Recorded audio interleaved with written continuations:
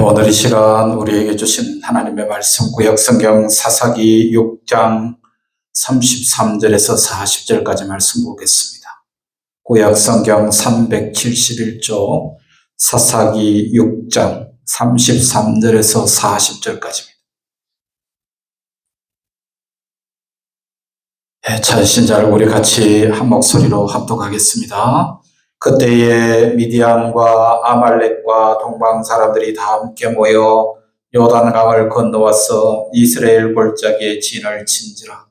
여호와의 영이 기드온에게 임하시니 기드온이 나팔을 불매 아비에셀이 그의 뒤를 따라 부름을 받으니라.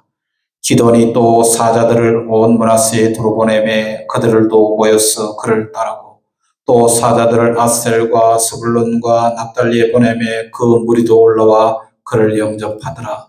기드온이 하나님께 여쭈되 주께서 이미 말씀하신 같이 내 손으로 이스라엘을 구원하시려거든 보소서 내가 양털 한 뭉치를 타작마당에 두리니 만일 이슬이 양털에만 있고 주변 땅은 마르면 주께서 이미 말씀하신 같이 내 손으로 이스라엘을 구원하실 줄을 내가 알겠나이다 하였더니 그대로 된지라.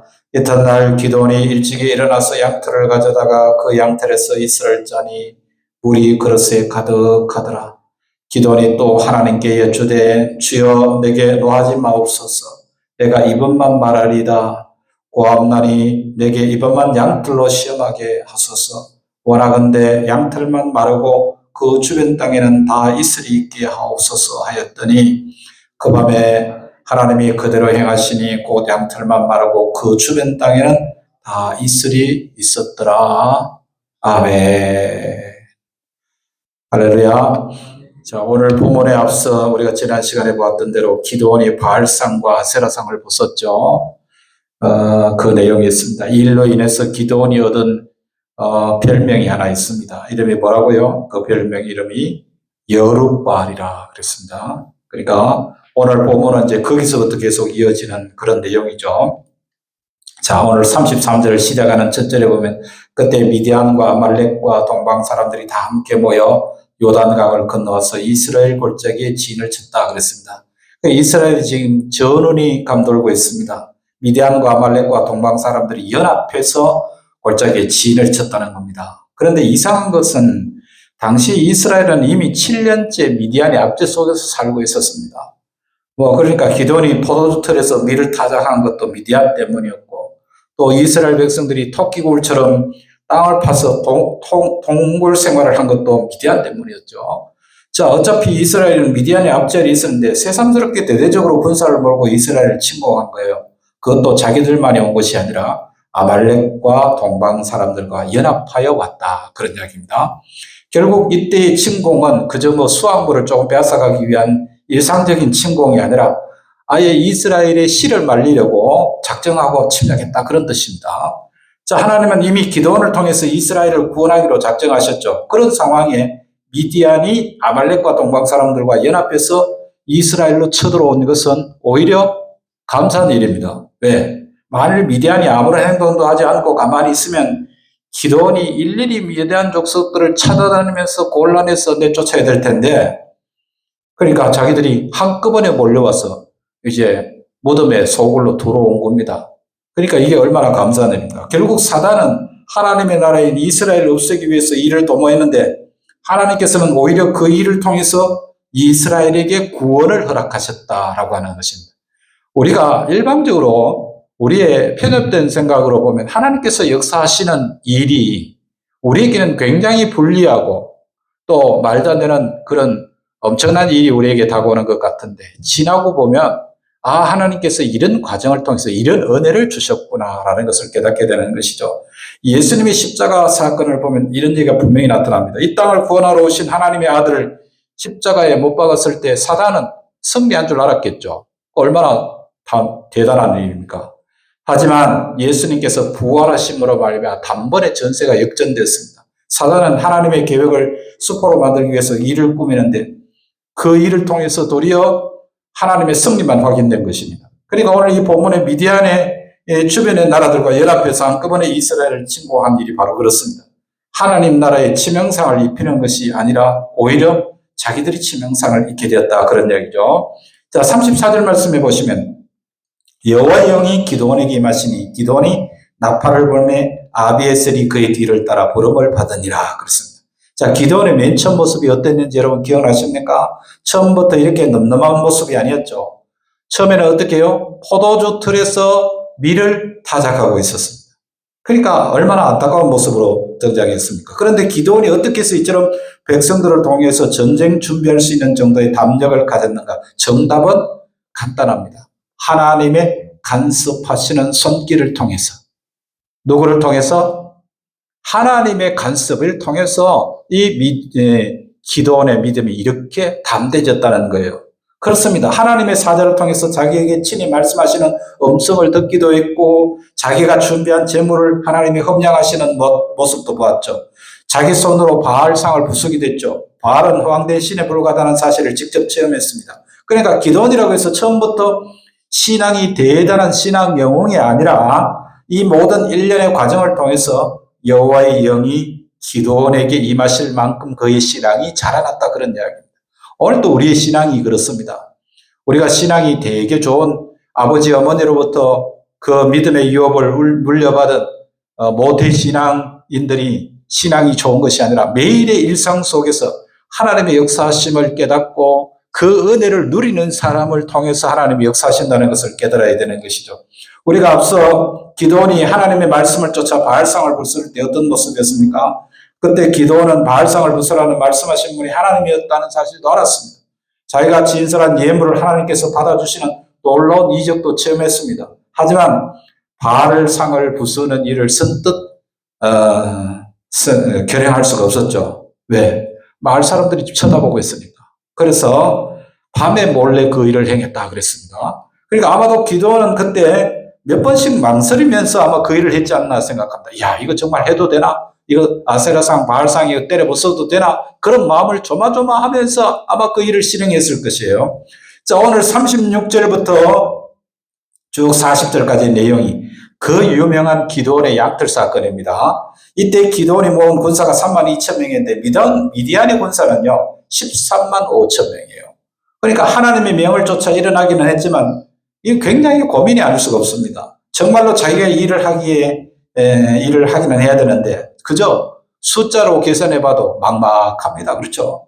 앞에서 체험한 모든 이적이 막상 전쟁을 앞둔 시점에서는 아무런 도움이 되지 못했습니다. 그래서 하나님께 징표를 구했습니다. 하나님 정말 우리와 나와 함께 계시는 겁니까? 그렇다면 증거를 보여주세요 하면서 양털 한 뭉치를 타작마당에 놓아둘 테니까 하나님께서 정말로 자기를 통해서 이스라엘을 구원하실 계획이라면 양털 뭉치에만 이슬이 내리고 그리고 타작마당에는 이슬이 내리지 않게 해달라.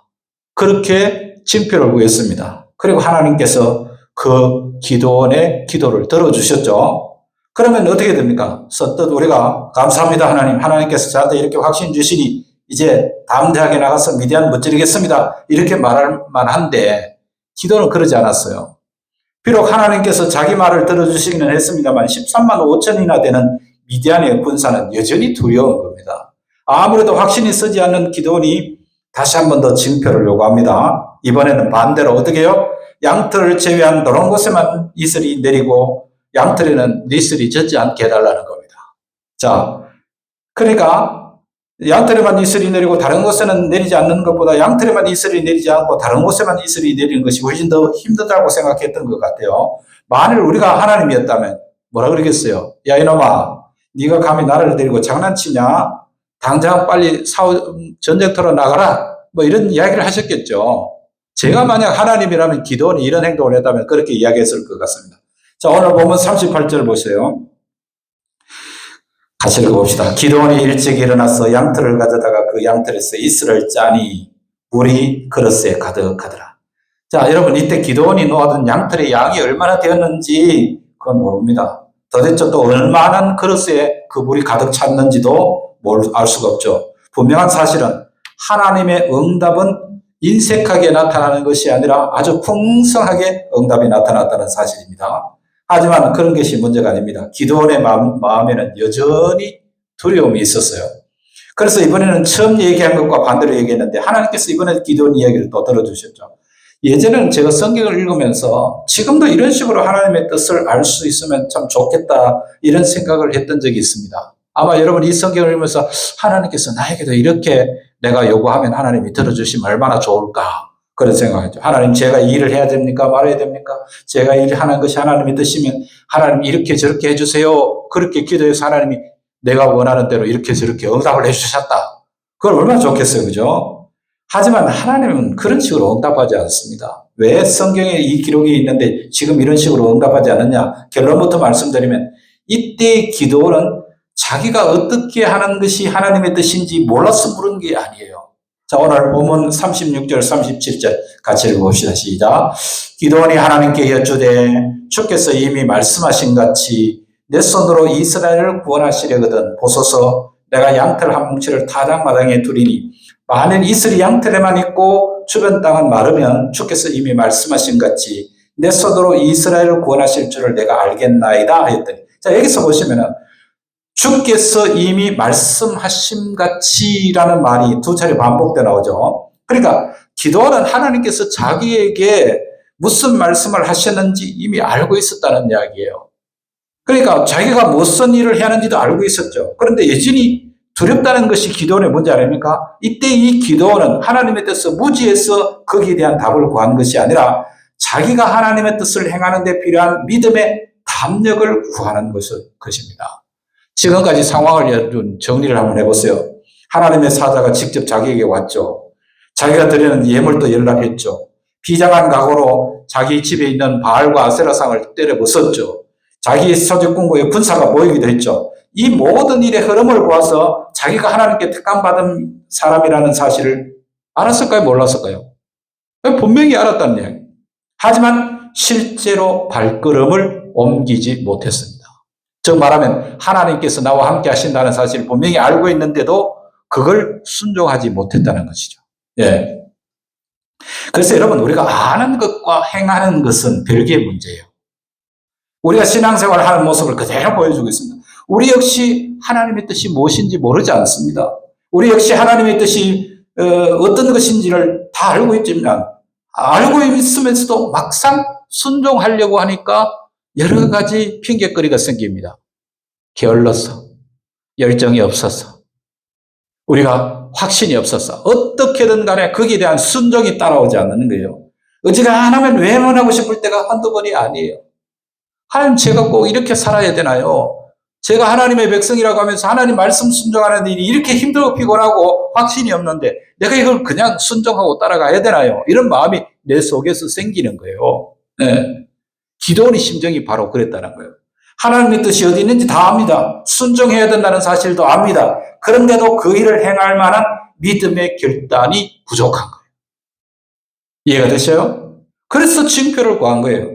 그것도 한 번만이 아니라 연거푸구했죠. 그리고 하나님께서 어린애 장난 같은 그 기도원의 요구에 거듭거듭 응답을 해주셨습니다. 자, 그러면 그 다음에 어떤 일이 있어야 됩니까? 자신의 요구에 대해서 하나님이 직접 응답하셨으니까 이후로는 아무런 두려움 없이 담대하게 전쟁에 나갈 수 있어야 되지 않겠습니까? 그런데 그렇지 않습니다. 태산이 무너져도 요동하지 않을 만큼 담대한 그런 신앙이 생긴 것이 아니라 단지 한 발자국을 앞으로 내디딜 만큼의 믿음만 생겼어요. 여러분 신앙생활은 이적을 한번 체험한 것으로 모든 것을 떼우는 것이 아니에요.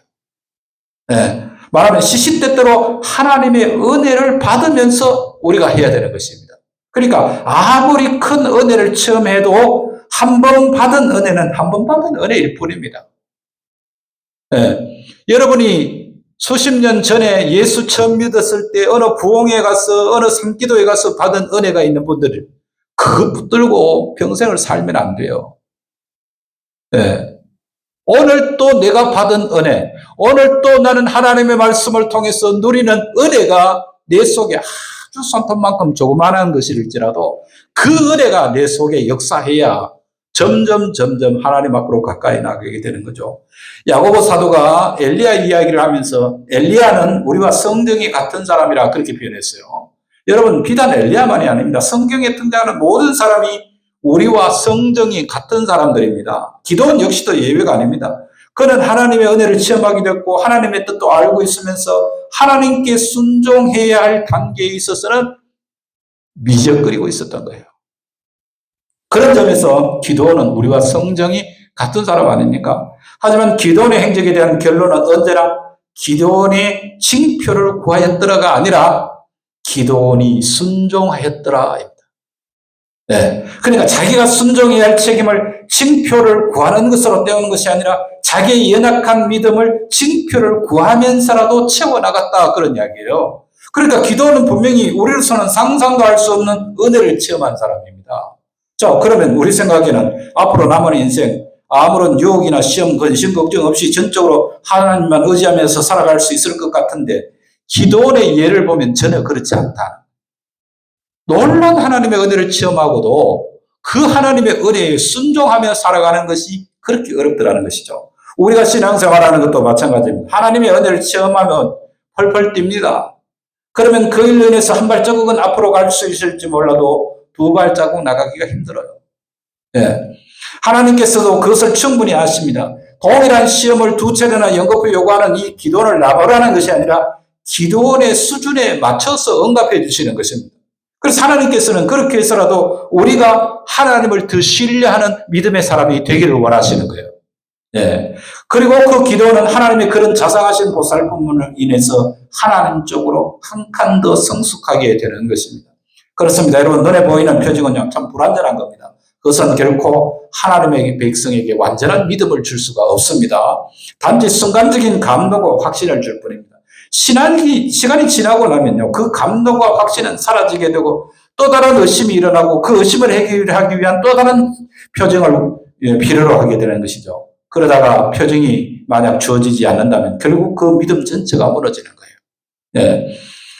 광야에서 수많은 기사와 표적을 보았던 출애굽 1세대 이스라엘 백성들의 모습을 여러분 잘 아시죠? 그들은 애굽 땅에서 그들을 구원하시기 위하여 내리신 하나님의 엄청난 재앙을 10번이나 생생하게 목격했습니다. 또 광야에서 행진하는 동안 그들 앞에서 인도했던 구름기둥과 물기둥을 친히 눈으로 바라보았습니다. 그뿐만 아니라 그들은 홍해를 육지처럼 건넜고 반석에서 내리는 샘물을 마셨고 하늘에서 내리는 만나를 먹으면서 지나왔습니다. 하나님의 기적이 연속적으로 일어났지 않습니까?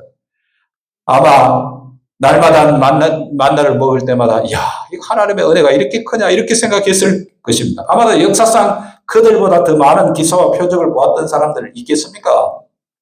그런데도 그들은 언제나 하나님을 믿지 못하고 의심하고 원망하고 대적하고 결국 그로 인해서 하나님께서 그들에게 약속했던 가나안 땅에 이르지 못하고 광야에서 비참한 최후를 맞이하잖아. 그 이야기를 성경에서 기록하고 우리에게 그 내용을 보게 하고 읽게 하는 이유가 뭘까요? 오늘 우리의 모습이에요. 예. 이처럼 눈에 보이는 표징은 결코 사람들에게 흔들리지 않은 확신 줄 수가 없습니다. 단지 순간적이고 감각적인 확신을 줄 뿐이에요.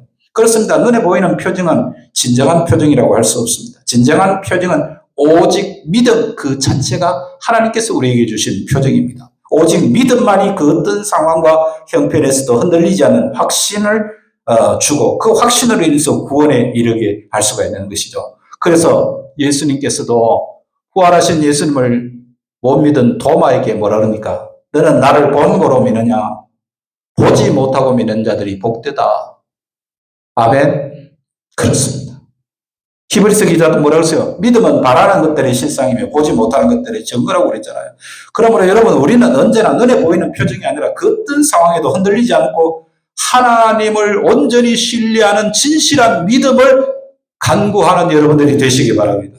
눈에 보이는 표정을 통해서가 아니라 오직 믿음을 통해서 보려고 할 때에 우리는 하나님을 더욱더 분명하게 볼 수 있을 것이고 그 어떠한 상황 속에서 하나님의 살아계심과 하나님께서 우리를 부르셨음을 의심치 않게 되는 것입니다. 그래서 하나님은 하늘에서 내리는 이슬로 타작마당에 있는 양털만 적실 수도 있고 양털을 제외한 타작마당도 적실 수 있는 분입니다. 그러니까 성경 여러분께서 이 이슬은 하나님의 은총을 상징하는 거예요. 여러분 세상 만민 중에서 오직 이스라엘에게만 은혜를 베풀 수도 있고 반대로 이스라엘이 아닌 이방인에게만 은혜를 베풀 수도 있습니다. 그 모든 것이 하나님께 달려 있습니다. 구약 성경에 나오는 이스라엘은 지금의 교회를 말합니다. 아마 기드온이 그 사실까지 깨닫지는 못했을 것입니다. 기드온은 단지 군사를 모으고 미디안과 전쟁을 준비하는 담력만 얻었습니다. 하지만 기드온이 깨닫지 못하는 것은 우리가 깨달아야 됩니다.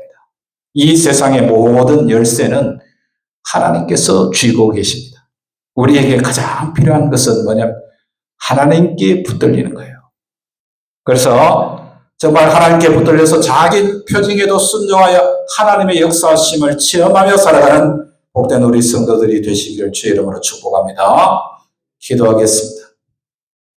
전능하신 아버지 하나님, 저희의 연약함에도 풍성하심으로 채우시는 은혜를 진심으로 감사합니다. 오늘도 기도원의 신앙을 통해서 우리에게 역사하시는 하나님의 은혜가 크심을 깨닫습니다. 하나님, 앞으로 한 걸음 한 걸음 나아가는 것이 얼마나 복된 일인지 깨닫는 신앙 되게 하옵소서. 매일매일 하나님께 더 가까이 나아가는 저희가 되게 하옵소서. 작은 일에도 순종하여 하나님의 역사하심을 체험하며 살아가는 믿음의 승리자들이 되게 하여 주시옵소서. 우리 구주 예수님의 이름으로 기도드리옵나이다. 아멘.